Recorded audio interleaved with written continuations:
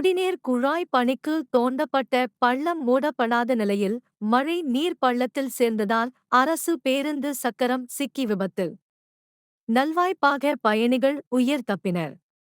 திருப்பூர் புதிய பேருந்து நிலையம் பிஎன் ரோடு சாலையில் 4வது குடிநீர் திட்டத்திற்கான குழாய்கள் பதிக்கும் பணி நடைபெற்று வருகிறது. இதன் காரணமாக கடந்த 4 மாதங்களாக குழிகள் தோண்டப்பட்டு சாலையில் ஆங்காங்கே மண் கொட்டப்பட்டு போக்குவரத்து பெரும் இடையூறாக இருந்த நிலையில் இந்த குழிகள் சரிவர மூடப்படாத நிலையில் இன்று பெய்த கனமழையில் அனைத்து பள்ளங்களிலும் மழை நீர் தேங்கி மேடு பள்ளம் தெரியாத வகையில் மறைத்து நின்றது. இந்த நிலையில் அந்த வழியாக சென்ற அரசு பேருந்து முன் சக்கரம் பள்ளத்தில் சிக்கியது. போக்குவரத்து அதிகம் நிறைந்த பெருமாநல்லூர் சாலை என்பதால் பேருந்து மெதுவாக விருந்து சென்றதாகவும் இதன் காரணமாக பெரும் விபத்து தவிர்க்கப்பட்டு பயணிகள் உயிர் தப்பினர் என கூறப்படுகிறது.